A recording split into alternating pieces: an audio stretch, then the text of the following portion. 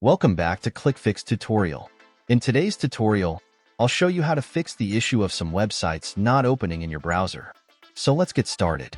First, head over to your Start menu and click on the Settings option. Once in Settings, navigate to Network and Internet. On the left side, you'll find Proxy. Click on that. Ensure that manual proxy setup is turned off. If it's already on, go ahead and switch it off. Next, minimize this window.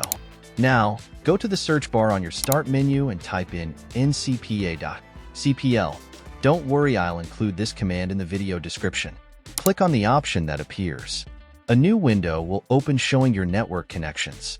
Select your main physical network, right-click on your main adapter, and go to Properties. Then double-click on Internet Protocol version 4. In this Properties window, you'll want to check the option that says Use the following DNS server addresses.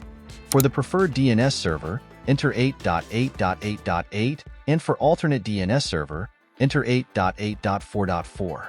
Click OK, and then click OK again to close the Properties window. Now, return to the Start menu search bar and type CMD. Right-click on Command Prompt and select Run as Administrator. When prompted, click Yes. This will bring up a command prompt window. Here, type the command ipconfig /flushdns and press Enter. You should see a message confirming that the DNS resolver cache has been successfully flushed. Finally, restart your computer to apply these changes. Once that's done, try loading the websites again and they should work just fine. If this video helped you out, please like and subscribe to my channel.